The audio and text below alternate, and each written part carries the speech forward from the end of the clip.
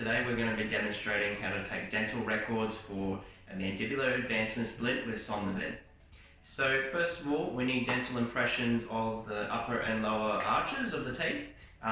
It's important that we get accurate dental impressions. You can use alginate, you can use polyvinyl siloxane, PVS, but if you're going to use alginate, you'll want to pour it up as soon as possible after the impression is taken, as long as you're happy with the impression itself. You want to do that as soon as possible to avoid any inaccuracies or distortions, any shrinkage of the material.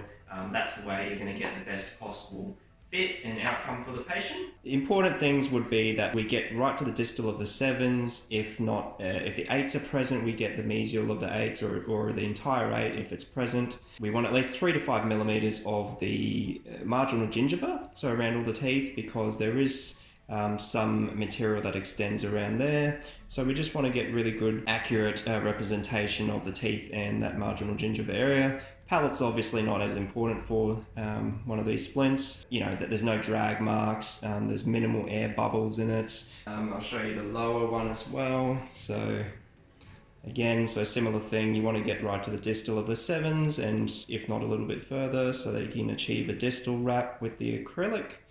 Other than that, you just want to have it all quite accurate of the teeth. And so if you're happy with that, you don't need to be overly concerned with soft tissues such as the tongue or the palate and stuff like that, because obviously the material is not really going to extend to there. Now, once you've got really good dental arch impressions, then the next step is to get a bite registration. Now, the whole point of this is to give the lab a starting point for how much we are going to protrude the jaw. And so they need a record which shows where the mandible is in relation to the maxilla in terms of the teeth. So with that, we have the SomGauge here, quite useful because with this one we can actually change the vertical dimension. So there's two parts to it. There's the top part, which is the bite fork, and you'll find a few of them in the box, so that they are disposable, so you can get more of them. Then we have the bottom part, which is the actual gauge itself, which is autoclavable, sterilizable. So now to set this all up, we start with the bottom one. So very simply, we have the bottom one where it's got a little notch here, and we want to get that seated around the lower anteriors, okay, so that it's nice and tight. So to do that, we loosen up the bottom, and it comes out if you want, but just make it loose in the device itself, and then we're going to put it in and get it nice and tight around those anteriors. And then we just tighten up the dial once we've found that. And then now we've got the top part, we just leave it, the top dial unlocked or loose. We have the bite fork. So the bite fork, we've got the vertical adjustment ramp. So if I loosen up the dial on this one, now I can move the ramp, forwards and backwards. So we want to get the ramp to sit nice and tight against the platel of the upper anterior. So basically, same as the bottom, we just want a nice tight fit. So we'll do that with this now. You can do it outside, separate to this, or you can do it with it, whatever's easier for you.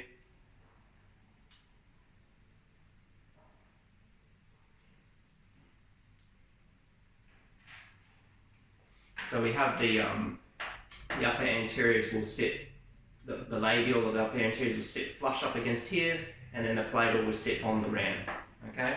And as you saw, it was quite nice and tight, I couldn't move it around much. So now we have the two parts. Now we want to attach it all together. So the fork itself will go into the top part once this is loosened up. So now it can move freely in the device, and you'll notice there's a little ruler on the gauge itself where this moves around. So now we want to figure out how far the patient can advance the jaw and how far they can protrude back to central dilation or beyond. So we want to get those measurements first, and then we can figure out how far forward we want to start that patient, and that will really depend on your training and where you would prefer. So we've got to find out the maximum and the minimum first, okay? So the ruler has like a +10, all the way up to a +10, sorry, and all the way down to a -10, and they're in millimeter increments. So we'll figure that out. So you get the patient, we place it into the patient's mouth, get them to bite into those grooves, and then we get them to maximally advanced and retrude as far back as they can, and do that a few times to take note of a consistent number that we can get to.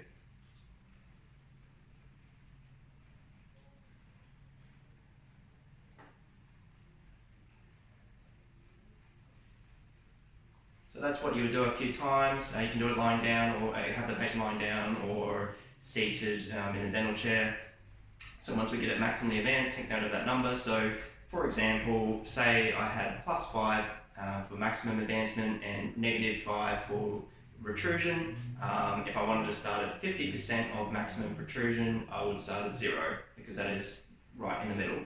So once you find the number that you want, you would line it up with that corresponding number, and you would tighten the top dial. So in this case, I'm tightening it on 0. Once I've tightened it all together, everything should be very solid, doesn't move. Now you want to take a registration of this. So there's two ways of doing this, and they both involve bite registration. You can do it with the gun, or you can use it with putty. So the first way would be to put the registration on the fork itself outside of the mouth, and then you would have it placed in the patient's mouth. Make sure the midlines are centered and get them to bite into it and hold it until it's set. The other way would be to place it in the mouth first, make sure you're happy with where it's sitting, and then you would actually use the bite registration gun to go around the sides and try and have it flow through the gaps to get a good enough record of all the molars and the anteriors. So for the sake of this presentation, we will do it outside the mouth, and I'll show you what it looks like once we put it in. Obviously got to be fairly quick with this, so got to prepare the patient. So I think you just got to be a bit messy with this and just go as quickly as you can, try and squeeze it all out. Doesn't need to be too fancy or too, it doesn't have to look too pretty. Okay. This kind of gives you an idea of what would be sort of acceptable. As I said, you want it to go all the way to the second molars, so that you've got a nice stable base to put the two impression casts on.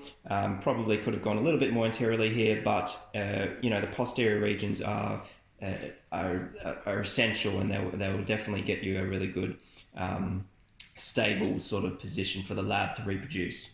So yes, if you're not happy with it, it didn't take very long, so you just do it again. Just take the bite registration off and reproduce it again. If you're not happy with midline, you can just redo it. It doesn't take very long.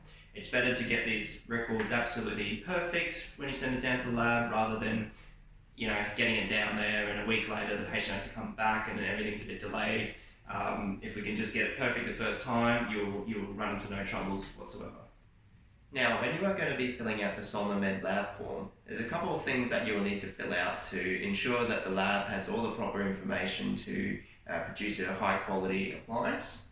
So first of all, obviously, name, address, contact details, very important. The protrusive bite record is another important aspect of the lab form. So with the lab, they like to know that we are getting a protrusive record of the patient's bite, and whether it is even. So one of the questions here are the skeletal midlines on protrusion aligned? So it is important just to kind of act as a reminder that we want to have the midlines aligned if possible, unless there is a deviation through TMJ issues. So that just gives them a bit of information if you fill out that area.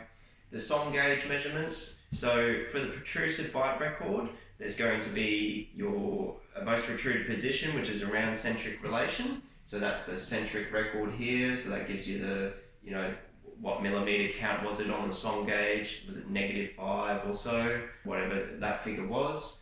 There's a SomGauge maximum protrusion, so the maximum that they could achieve. So that's going to be typically in the positives. You'll get the total range of movement, a figure out of those two numbers.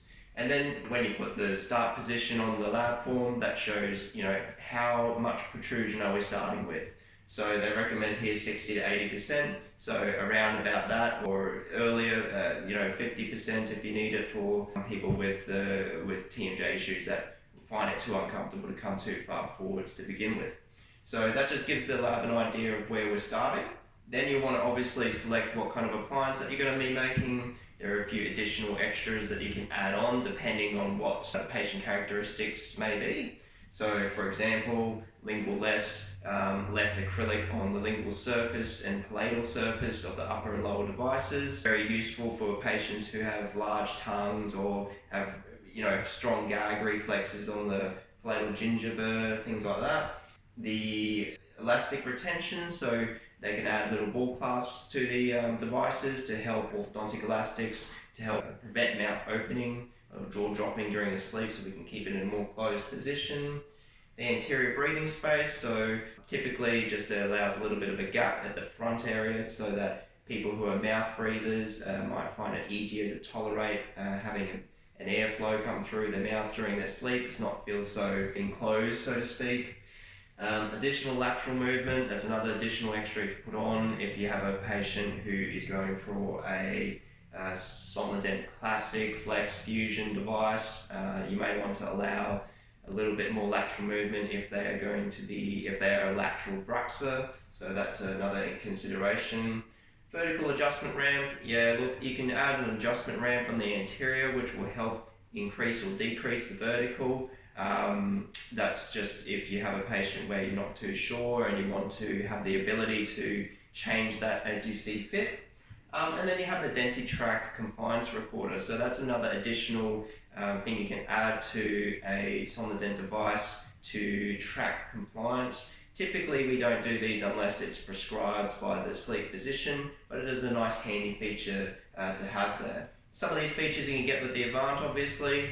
You'll be able to see that on the lab form. Any additional instructions you want to put on the lab form, say distal wrapping of the most distal molars, as long as you fill out the form correctly and give as much information as possible, you'll find the lab will be able to get onto your device as soon as possible, get it into production so that they are well within their delivery timeframes.